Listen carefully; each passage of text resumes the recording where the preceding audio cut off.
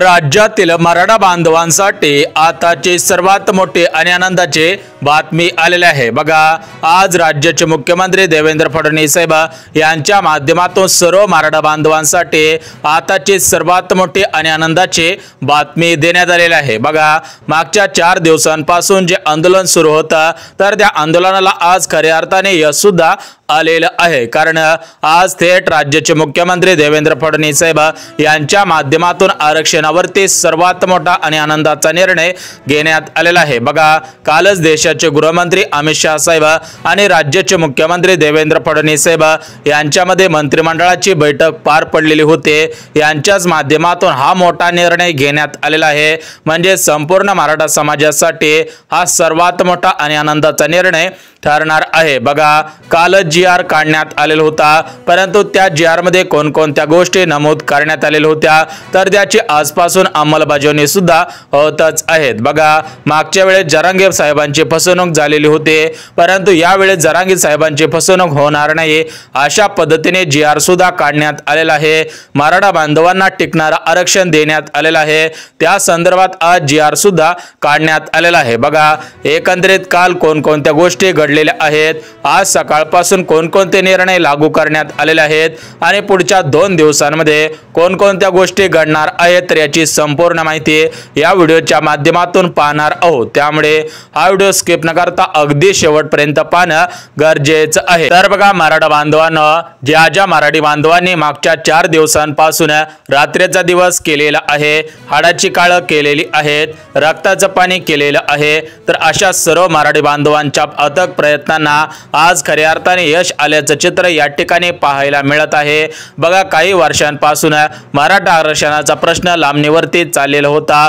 कोणतेही नेते, कोणतेही सरकार आरक्षणावरती कोणते निर्णय घेत नव्हते, परंतु मनोज दादा जरांगे पाटील यांच्या माध्यमातून मागच्या 2 ते 3 वर्षांपासून मोठ्या प्रमाणामध्ये आमरण उपोषण सुरू सुद्धा करण्यात आलेलं होतं। परंतु मागच्या 2 ते 3 वर्षांपासून सरकार फक्त मनोज दादा जरांगे पाटील यांची मोठ्या प्रमाणामध्ये फसवणूक सुद्धा करत होते। म्हणजेच मनोज दादा जरांगे पाटील यांचे उपोषण मोडण्यासाठी सरकार फक्त जी.आर काढत होतं आणि काल सुद्धा त्याचप्रमाणे परिपत्रक म्हणजेच काल सुद्धा तसा जी.आर काढण्यात आल्याची माहिती सूत्रांकडून मिळालेली आहे। बघा, सूत्रांनी दिलेल्या माहितीनुसार जोपर्यंत मनोज दादा जरांगे पाटील यांच्या हातामध्ये ओरिजिनल कागद येत नाही, ओरिजिनल शासन निर्णय येत नाही, तोपर्यंत मनोज दादा जरांगे पाटील यांच्याकडून हे आमरण उपोषण अशाच पद्धतीने सुरू राहणार असल्याची माहिती मिळत आहे। परंतु काही विरोधी पक्षांकडून, काही सत्ताधारी पक्षांकडून मनोज दादा जरांगे पाटील यांच्यावरती मोठ्या प्रमाणामध्ये टीका सुद्धा होत आहे की मनोज दादा जरांगे पाटील यांना विरोधी पक्षांचे नेते यांच्या माध्यमातून पाठिंबा देण्यात आलेला आहे आणि त्यांच्याच माध्यमातून सरकार पाडण्यासाठी मनोज दादा जरांगे पाटील यांना उभं करणार आल्याची असल्याची माहिती समोर सुद्धा आलेली आहे। बघा, एकंदरीत मनोज दादा जरांगे पाटील आरक्षणासाठी उपोषण करत नाहीत तर ते सत्ता पाडण्यासाठी उपोषण करत असल्याची माहिती सुद्धा देण्यात आलेली आहे। बघा, मोठमोठ्या नेत्यांनी काल सकाळीच काही महत्त्वाची स्टेटमेंट केलेली आहेत। काही नेत्यांनी असं बोललेलं आहे की मनोज दादा जरांगे पाटील मॅनेज झालेले आहेत, काहींनी असं बोललेलं आहे की मनोज दादा जरांगे पाटील मुंबईला आरक्षणासाठी आलेले नाहीत, तर मुंबईला देवेंद्र फडणवीस साहेब यांचा जो बीजेपी पक्ष आहे तर त्या बीजेपी पक्षामध्ये मोठ्या प्रमाणामध्ये फुटाफूट करण्यासाठी मुंबईला सुद्धा आलेले आहेत। बघा, एकंदरीत 5 ते 6 अंदाज वर्तवण्यात आलेले आहेत, परंतु मनोज दादा जरांगे पाटील यांच्याकडून अशा आरोपांना फेटाळण्यात आलेलं आहे।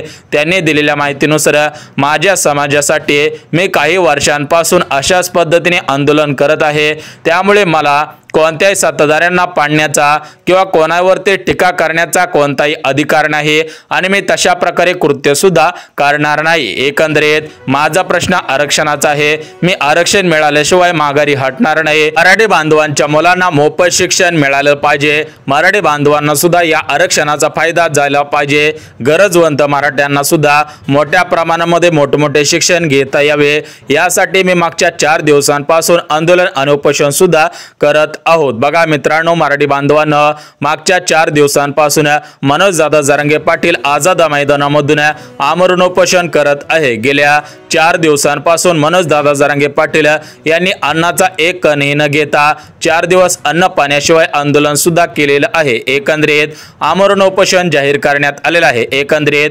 जोपर्यंत सरकार निर्णय घेत नाही तोपर्यंत अशाच पद्धतीने आमरण उपोषण करू अशा पद्धतीच्या पत्रकार परिषदेमध्ये बातम्या सुद्धा फिरत होत्या। तर या सर्व गोष्टींचा विचार करून राज्याचे मुख्यमंत्री देवेंद्र फडणवीस साहेब, केंद्राचे गृहमंत्री अमित शाह साहेब आणि भारताचे पंतप्रधान नरेंद्र मोदी साहेब यांच्यामध्ये एक खासगी बैठक पार पडली आणि या खासगी बैठकीमधून सार्वजनिक निर्णय सुद्धा घेण्यात आलेला आहे। बघा, सरकार पडेल अशा पद्धतीचे चित्रे सुद्धा समोर दिसून येत आहेत। कारण मनोज दादा जरांगे पाटील यांचा जर ताफा वेगळ्या दृष्टीकडे वळला तर 100% सरकार पडेल, सरकारमधील आमदार फुटतील, सरकारमधील खासदार फुटतील अशा पद्धतीचे चिन्ह सुद्धा समोर दिसून येत आहेत। बघा मराठी बांधवांनो, अखेर तुमची भरपूर दिवसांची प्रतीक्षा संपलेली आहे, परंतु हे प्रतीक्षा फक्त कागदावर राहू नये म्हणून मनोज दादा जरांगे पाटील यांच्या माध्यमातून सर्वात महत्त्वाची युक्ती लावण्यात आलेली आहे।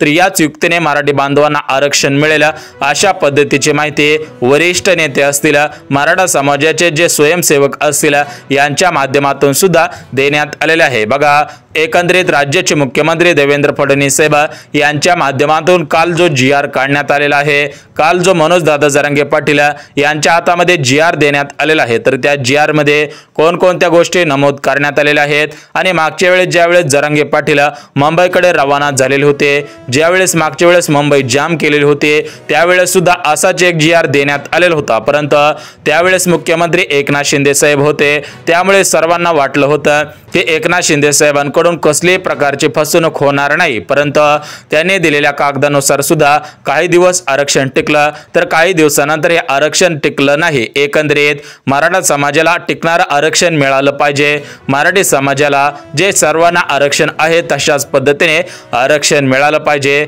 फक्त कागदावरती आरक्षण असून उपयोग होणार नाही। त्यामुळे मराठा समाजाचे नेते, मराठी समाजाचे काळेज, मराठा समाजाचा वाघ जरांगे पाटील यांच्या माध्यमातून देवेंद्र फडणवीस साहेब यांच्याकडे मागच्या 2 दिवसांपूर्वी कुणबी प्रमाणपत्राची मागणी सुद्धा करण्यात आलेली होती। एकंदरीत सरसकट सर्व मराठी बांधवांना कुणबी प्रमाणपत्र देण्यात यावे अशा पद्धतीची मागणी सुद्धा करण्यात आलेली होती। तर जरांगे पाटलांच्या मागणीला आज प्रत्युत्तर सुद्धा देण्यात आलेलं आहे। देवेंद्र फडणवीस असतील, त्यांच्यासोबतचे जे सहकारी मित्र आहेत, तर त्यांच्या माध्यमातून सुद्धा या कुणबी प्रमाणपत्रावरती सर्वात मोठा आणि आनंदाचा निर्णय घेण्यात आलेला आहे। तर याच निर्णयामुळे आज सकाळपासून मराठी बांधव मुंबईमध्ये लाचू लागलेले आहेत। मोठ्या प्रमाणामध्ये पेढे वाटायला सुरुवात करण्यात आलेली आहे, लाखोंच्या तोफा उडवण्यात आलेल्या आहेत, मोठ्या प्रमाणामध्ये गाणी वाजवून जल्लोष सुद्धा सुरू आहे। एकंदरीत सर्व मराठा बांधवांना कळून चुकलेलं आहे की आता आरक्षण मिळाल्याशिवाय माघार नाही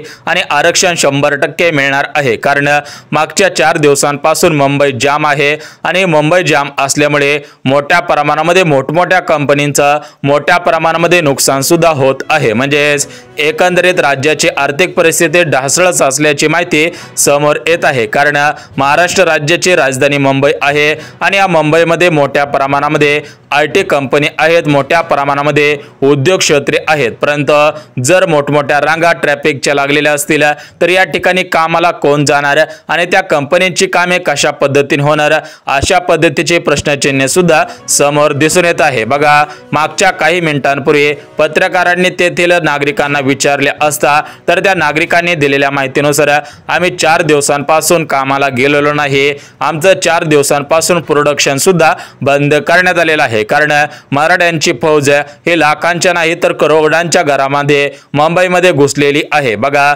सरासरी 30 ते 40 किलोमीटर पर्यंत गाड्यांच्या रांगा लागलेल्या आहेत, त्यामुळे मोठ्या प्रमाणामध्ये ट्रॅफिक सुद्धा झालेलं आहे। एकंदरीत मुंबईची सध्याची परिस्थिती पाहता मुंबईमध्ये एका ठिकाणाहून दुसऱ्या ठिकाणी जाणं सुद्धा शक्य होणार नाही। जरी तुम्हाला 10 किलोमीटर जायचे असले तरी पण तुम्हाला 10 तास लागतील अशा पद्धतीचे चित्रे सुद्धा समोर आलेले आहेत। एकंदरीत महाराष्ट्र राज्याचे मुख्यमंत्री देवेंद्र फडणवीस साहेब यांच्यावरती मोठ्या प्रमाणामध्ये दबाव सुद्धा वाढलेला आहे। थेट भारताचे पंतप्रधान नरेंद्र मोदी साहेब यांच्या माध्यमातून देवेंद्र फडणवीस साहेबांना थेट इशारा सुद्धा देण्यात आलेला आहे की लवकरात लवकर त्या मनोजदादा जरांगे पाटील आणि त्यांच्या समाजाच्या मागण्या पूर्ण करा, जेणेकरून मुंबई ओके होऊन जाईल, मुंबईमध्ये कसलीही गर्दी होणार नाही, मुंबईमधील नागरिकांना कोणताही त्रास होणार नाही। बघा, एकंदरीत कालच या गोष्टी घडलेल्या होत्या, कालच याच्यावरती निर्णय सुद्धा घेण्यात आलेला आहे। परंतु आज सकाळी जो निर्णय घेण्यात आलेला आहे तर त्या निर्णयामुळे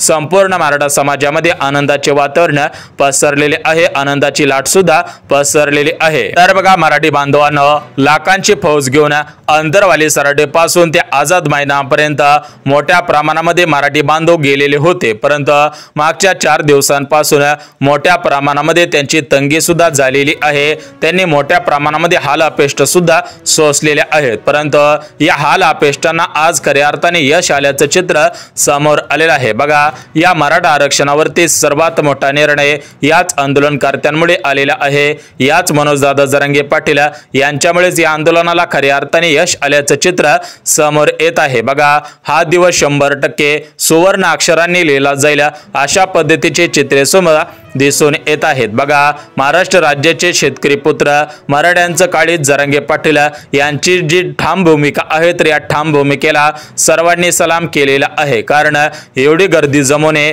एखाद्या आमदाराला सुद्धा जमत नाही, एखाद्या खासदाराला सुद्धा जमत नाही। एकंदरीत भारताचे पंतप्रधान नरेंद्र मोदी साहेब यांच्या सभेला सुद्धा एवढी गर्दी नसते, तेवढी गर्दी मनोजदादा जरांगे पाटील यांच्या उपोषणाला पाहायला मिळालेले आहेत। त्यामुळे सगळ्यांचे डोळे पाणावलेले आहेत, सगळ्यांच्या डोळ्यांमध्ये अश्रूंच्या धारा दिसत आहेत, मोठ्या प्रमाणामध्ये डोळ्यांपुढे चांदण्या सुद्धा आलेले आहेत, कारण पैसे देऊन सुद्धा एवढी गर्दी जमवता येत नसते। परंतु या ठिकाणी कोणाला 1 रुपया सुद्धा देण्यात आलेला नाही, तरी पण या ठिकाणी लाखोंची गर्दी पाहायला मिळत आहेत।